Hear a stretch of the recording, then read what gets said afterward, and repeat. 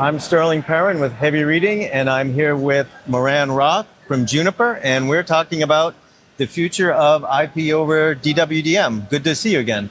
Nice seeing you, Sterling. It's been a few months, OFC, and back at ECOC 24, so another hop-in show. A lot going on with Juniper. So IP over DWDM, spending a lot of time this year from a research perspective on the topic, working with, of course, you guys in the OIF on a project right now. But from your perspective, what kind of traction are you seeing around ZR and ZR Plus and IP over DWDM right now? So it started 3 years ago in earnest with the hyperscaler deploying 400 gig routers in volume and started to use 400 gig ZR mainly for data center interconnect use cases. About 2 years ago, this expanded beyond the hyperscalers to cloud companies. Again, adopting the 400 gig platforms with 400 gig ZR.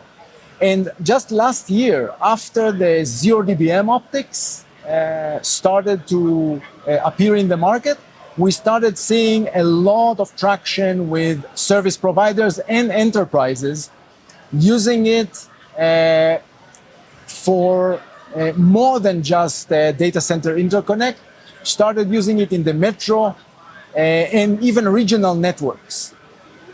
So the 0DBM is, of course, the high output power, which from a telco perspective helps you get through ROADM networks and greater reach.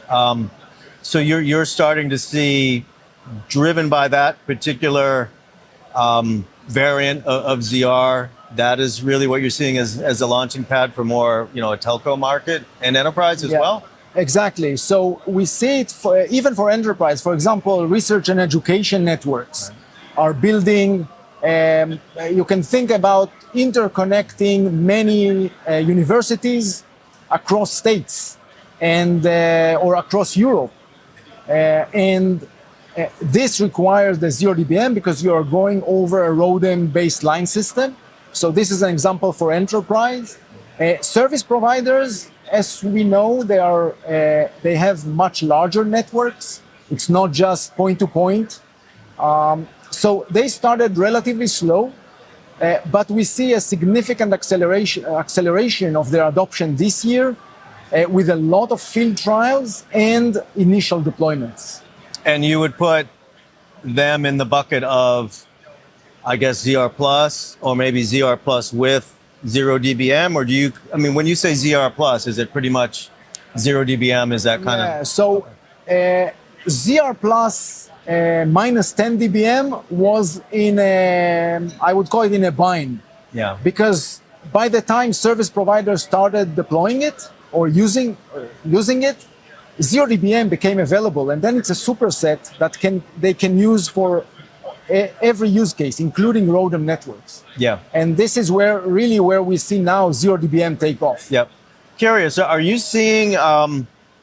You could also call 0DBM a superset of even ZR. Are you starting to see in maybe telco and enterprise just saying we're just going to go with ZR Plus and forget about the ZR variant, or do you see ZR having a place in telco and enterprise as well? So we see both. We see even the same customers using ZR for data center interconnect or router interconnect across a few tens of kilometers between colos, and then using 0DBM for ROADM-based networks. On the other hand, we see the other side of cloud companies using 0DBM because they prefer a single transceiver that can have any use case on their network. So they use a 0DBM to do DCI for 40 kilometers and even 100 kilometers. And again, they prefer the 0DBM. So they're all in play. Yeah, change gears a little bit. So it was interesting following the evolution of 400 ZR Plus. It's gone both up market and what I call down market, 800 gig and then to 100. So maybe kind of talk through both of those. Maybe start with 800 ZR Plus. What is Juniper seeing and what are you expecting? So we started demonstrating our 800 gig solution, including the PTX 10002 and the 800 gig ZR Plus transceiver at OFC. Right, we talked about it at OFC. Yes. We have the demo here at ECOC as well. And we see a lot of interest both from cloud companies and service providers to start doing field demonstrations. The big benefit that 800 gig brings with its increased performance is longer distances. So you can take the IP over DWDM technologies from DCI and Metro even to long haul. Mm-hmm. And this is what 800 gig ZR Plus can do with its better flexibility. Running at less than 800 gig though, you're saying in that case. So right? It's running at 600 gig mode or 400 gig mode, but even now you start seeing probabilistic constellation shaping modes coming on board that can even stretch the 800 gig further than 400 gig ZR Plus can do today. One thing, and then I'll go to 100 gig, but you know, you're a router supplier, and from the router perspective, you know, so you have different routers. Is it really just a matter of taking an 800 gig plug when so and so comes out with the plug and you plug it in, or is there a big overhaul required from the router perspective? The router hardware and software. Yeah, so there is a lot of qualification to make sure that you have compatibility between the transceiver and the host, the router in this case. It starts from everything hardware related, right? Mechanical, electrical, signal integrity, power consumption is a big factor, and then thermal. And what we found out that there is a lot of variations between different suppliers in terms of the thermal map. You can say, okay, I consume X watts, but the question is how these X watts are distributed and how the airflows works in the router. So we found that especially this thermal compatibility is something that requires a lot of effort to make it work. Right, yeah, as I expected. 100ZR. This was kind of the forgotten data rate, at least from Coherent, and seems to have a lot of promise, but kind of taken off maybe a little slower than I would have expected. But what is Juniper seeing on the 100ZR front? Yeah, so we have customers today using our 400 gig ZR Plus at 100 gig mode. In some cases, if you have really bad fiber, you can use that, and it can go very long distances. For dark fiber, it can do 100, 120 kilometers. But really, the promise is getting this 100 gig ZR into QSFP 28. Right. And into the power envelope of QSFP 28, which is maximum of 5 watts. Low, very low. That's where we see the benefit. As I mentioned, for the 800 gig, for 100 gig ZR as well, we started doing demonstration at OFC 2024 with our access and aggregation routers and 100 gig ZR. And we see a lot of interest, especially from service providers and enterprises. Yeah, absolutely. Less from the cloud community. I agree completely. Right.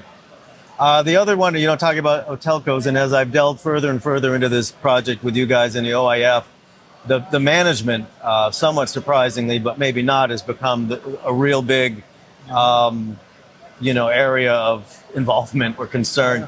And it sort of breaks out into two parts. There's the node management, the plug to host, and then the network management. Maybe talk through both of those as a router vendor that's having the plugs embedded. Node management and the CMIS work, has that covered what's needed from a node perspective? Yeah. So I'm looking at it as 3-floor building.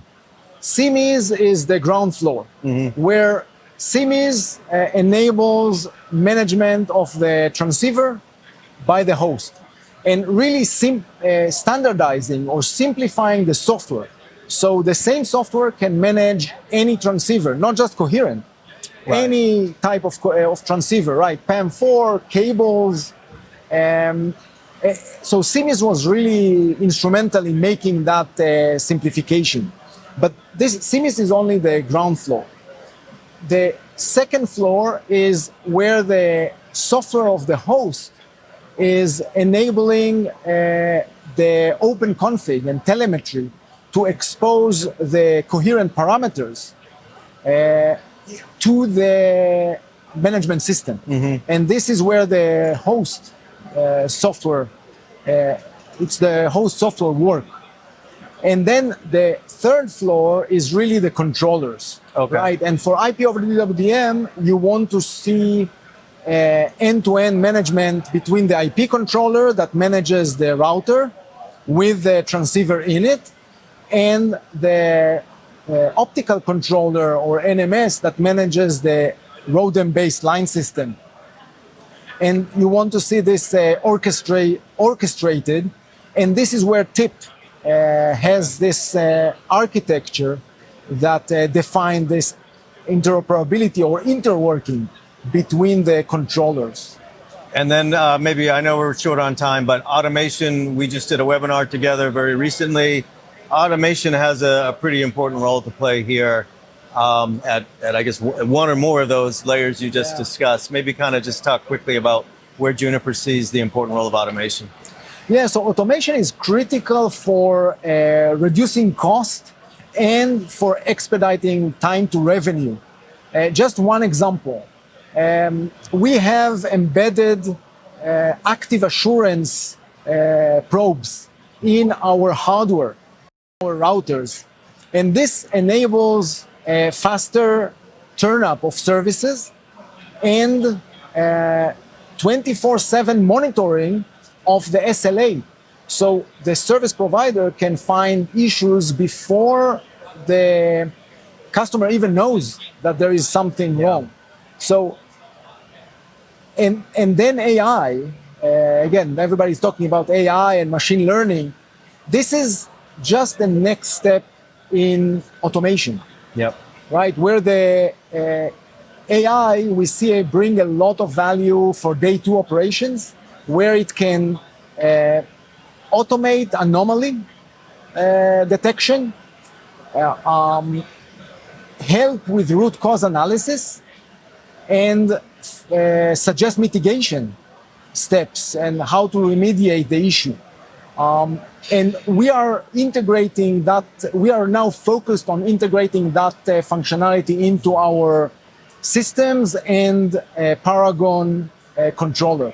Yeah, so there is a lot. I mean, it starts with the pluggables, but then, as you've described, it really builds and builds, and there's a lot of pieces that need to come together in order to roll out these very promising architectures in the future, and hopefully the near future. But yeah, always a pleasure catching up with you. Enjoy the rest of the conference. Okay, thank you, Sterling. All right, thanks.